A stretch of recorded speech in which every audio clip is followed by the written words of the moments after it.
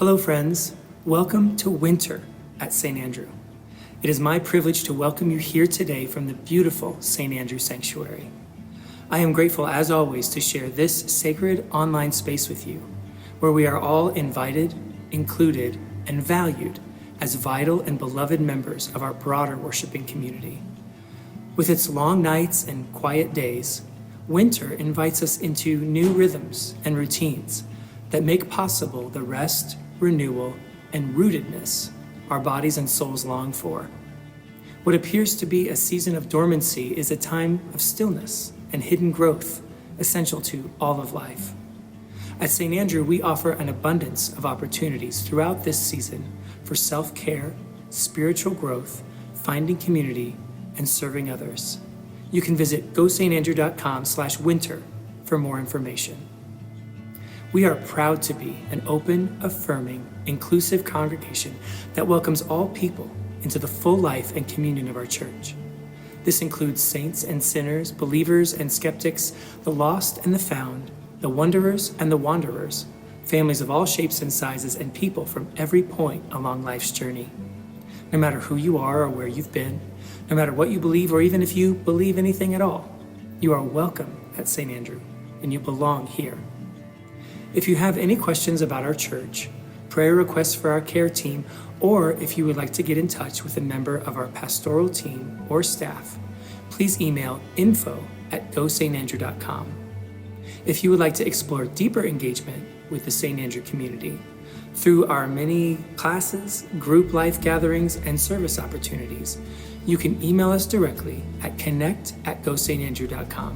We'd love to hear from you. Just as a reminder, our full Sunday morning worship services, complete with music, prayer, announcements, liturgy, ministry spotlights, and the sermon, are live streamed on our YouTube page each week and permanently archived for viewing anytime. Lastly, to contribute a financial gift to the work and ministry of St. Andrew, you can always visit gostandrew.com/give or text St. Andrew to 28950. And now let's listen together to this week's scripture and sermon. A reading from Matthew chapter 26, verses 26 through 29. While they were eating, Jesus took a loaf of bread, and after blessing it, he broke it, gave it to the disciples, and said, "Take, eat, this is my body."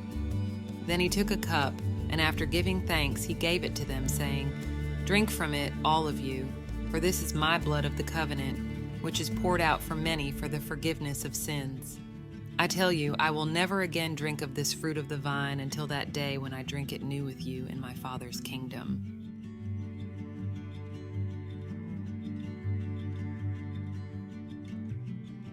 It happens to all of us, often when we least expect it.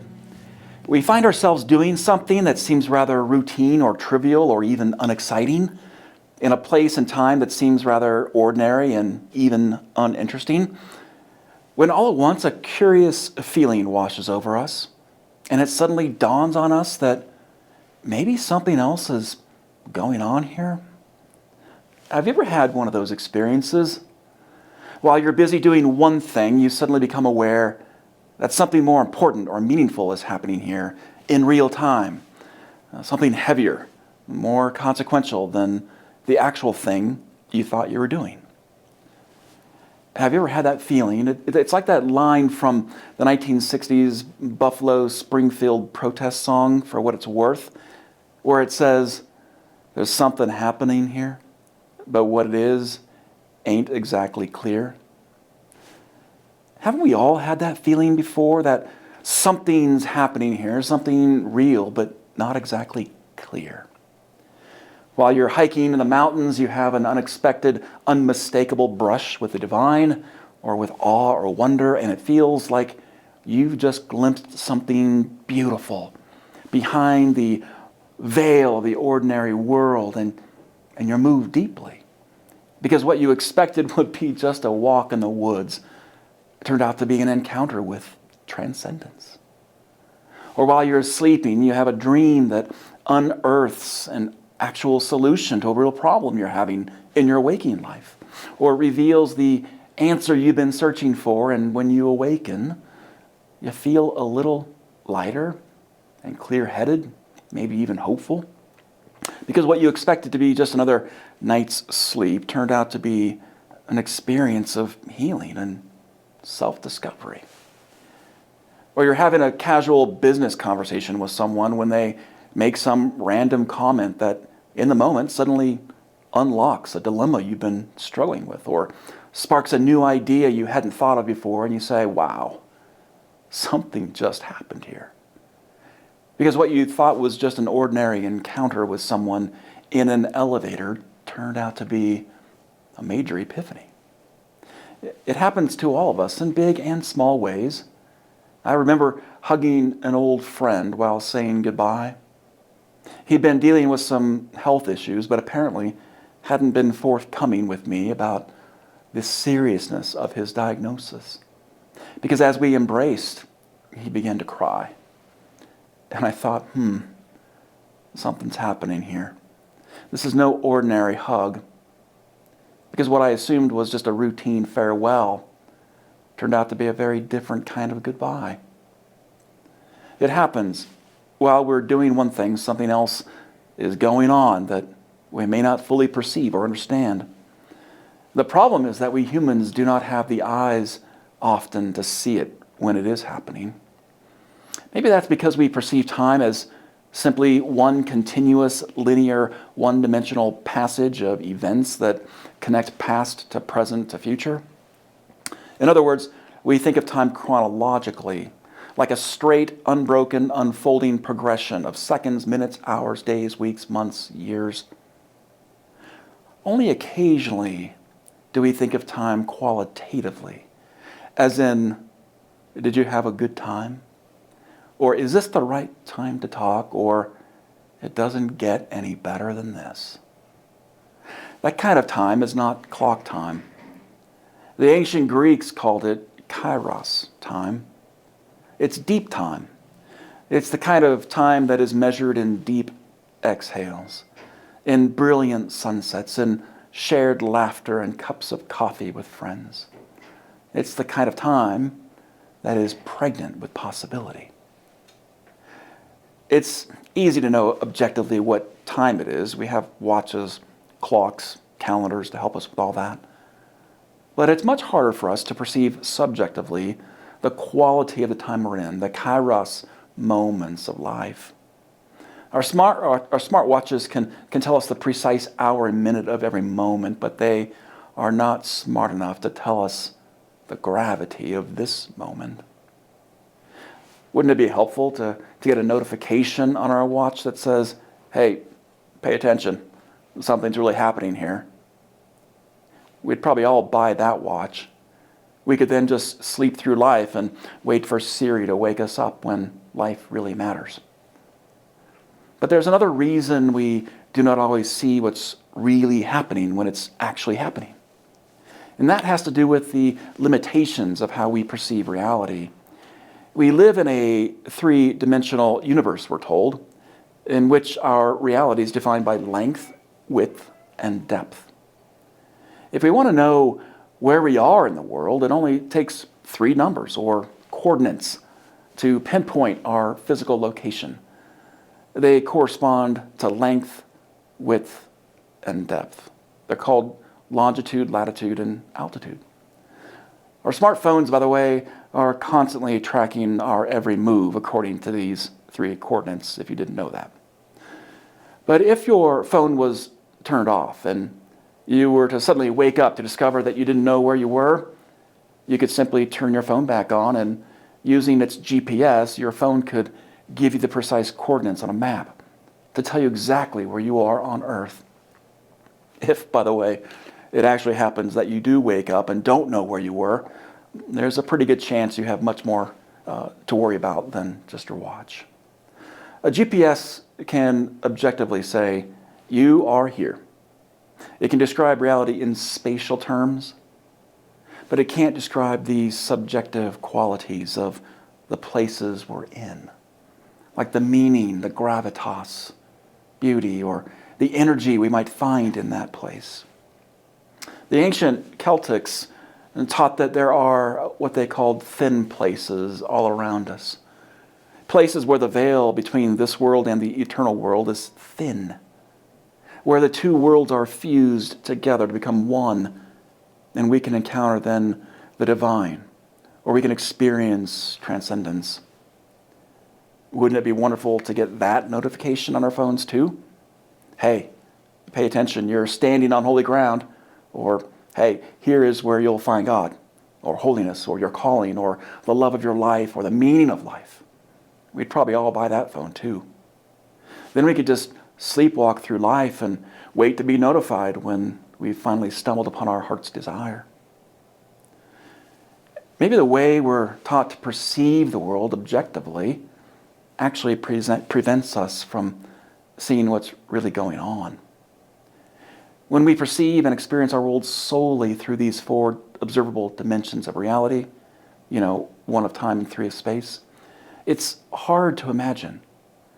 It's hard to imagine that while we're doing one thing, something far more wonderful might be happening. But physicists today now believe there are actually 10 dimensions in the universe. They're hard to experience because they're so tiny and fleeting. And they're hard to explain mathematically without a much bigger brain than mine. But they say that 5 of those 10 dimensions have to do with realities that have a totally different physics than those in our universe. They point to a quality of time beyond the mere clock time we experience. They point to thin places beyond the ordinary spaces we encounter. And maybe most of all, they hint at what so many of us sense but don't have the language to name. That there is something extraordinary and wonderful going on behind the veil of this physical world. And maybe some presence that is holding it all together generously. Maybe that's why long ago we humans invented the conjunction while to describe this felt experience of how as one thing is happening, something else is happening at the same time. And that sense that maybe this something else is what really makes the world turn.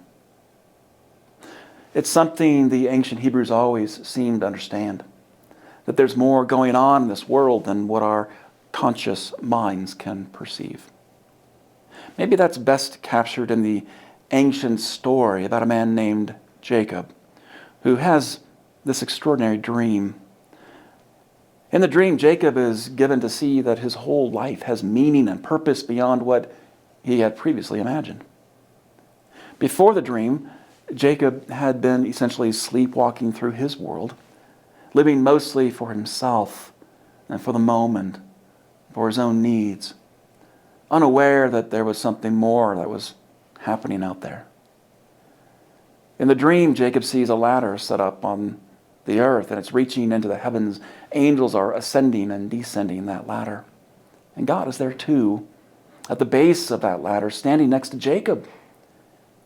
And God tells Jacob that his life matters, and that he's been now given a calling, a life purpose, which is to go to a land and create a whole nation of God's people. It sounds like a tall order, but God tells Jacob, I will not leave you. I'll always be with you. And when Jacob awakens from that dream, he says, surely God was in this place, and I wasn't aware of it. Everything changes for Jacob in that moment.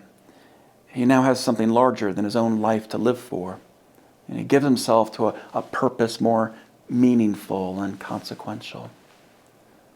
It all happened while Jacob was sleeping, while he was doing an ordinary thing in his ordinary world, like sleeping. Something extraordinary and wonderful was going on. The Jewish rabbis taught that Jacob's dream suggests that there's another world, a dimension, if you will, of the spiritual. And that's in the here and now. It's within this world, they said, and it lies open to us whenever we awaken to it. The rabbis taught that the boundaries between the physical and spiritual are porous, and they're meant to be crossed. And they said that we, like Joseph, can access that world from this world. All we have to do is wake up and learn to see differently, to peer into all the wiles of our lives, which are always calling us to open our eyes and to see beyond the limits of our ordinary world and discover that God has been here all along and that God does not come and go. I will never leave you, says God in Jacob's dream. If that's true, then while we are busy doing one thing, there is always something happening here. This is so different from what we've been taught in the modern world. We're told that what you see is what you get, that there's nothing going on beyond our temporal, physical experiences. So they say we should just stop looking and get back to sleepwalking through this world. Do you remember Samuel Beckett's play, Waiting for Godot? It was written shortly after the Second World War, when the whole world had witnessed war and death and genocide on a scale never before seen or even imagined. It caused many people to abandon their faith in God. Some philosophers and theologians even proclaimed the death of God, suggesting that no loving, active God could have allowed such evil to happen like the Holocaust. Beckett wrote Waiting for Godot during this time. If you remove the last syllable of the play's title, what you get is Waiting for God. And then we see that it's actually, this play is a scathing critique of Christianity. It portrays these two men, Vladimir and Estragon, waiting hopelessly in a meaningless, flattened world. They remain stationary throughout the entire play, and they're waiting for God to come and finally settle everything. Their existence is entirely focused on waiting for God to appear and intervene. But the point of the play is that their patience will never be rewarded because they're waiting for someone who's never coming and does not exist. It sounds harsh, even offensive to a lot of Christians. But can I say, Beckett was absolutely right. The God that Vladimir and Estragon in the play were waiting for, and the God that so many Christians today are still waiting for, does not exist. The God of the Bible is not a God who sits outside of space and time from some great distance like the Greek god Zeus, who's sitting on a cloud, maybe eating some popcorn while we entertain him, occasionally sending down thunderbolts, periodically intervening once we've sufficiently appeased him. That God is just a bad idea. And it's as dead as Zeus himself and all the toga-wearing Greeks who invented him. The God we believe in is a God whose ladder bridges the earth and the heavens, the ladder Jacob saw in his dreams, and the God who said, "I'll never leave you." It's the God about whom Jacob said, "Surely the Lord was in this place, and I didn't know it."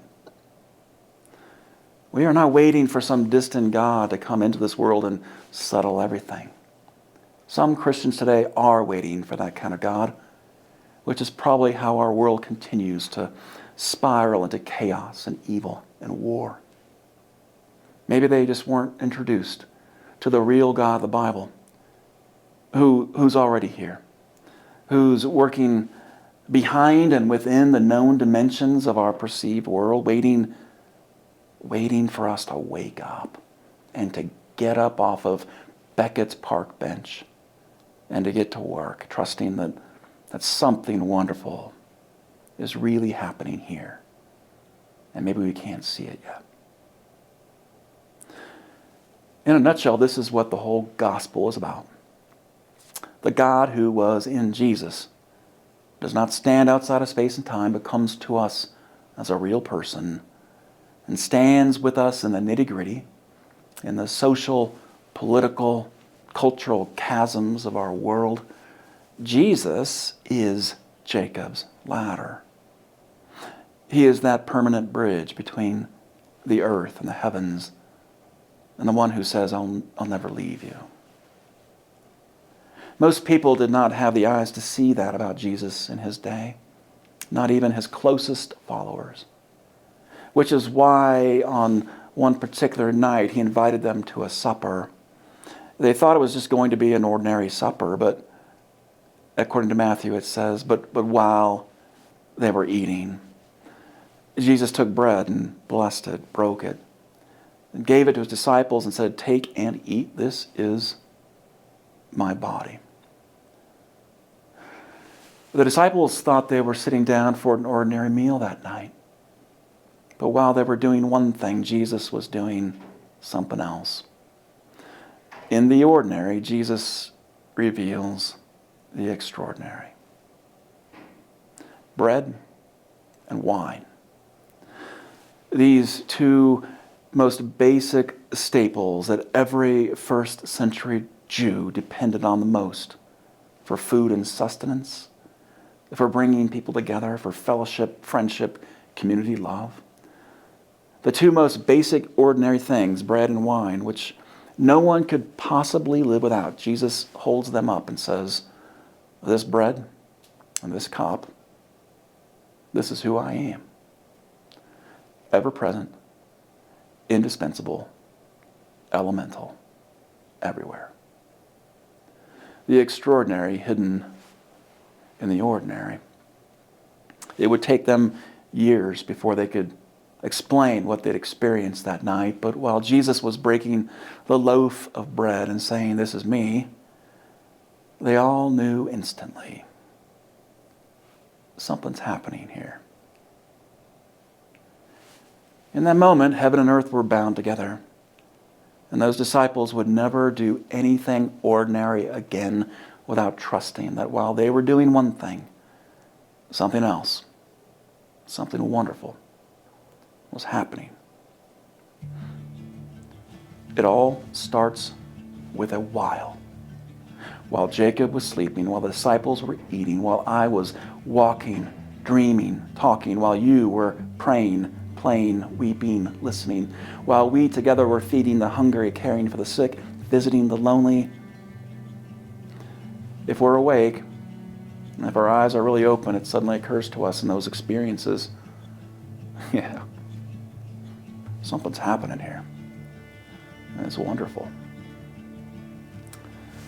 Our takeaways for today: every moment is pregnant with divine possibility. Every place is brimming with divine presence. While we're doing one thing, something else is always happening.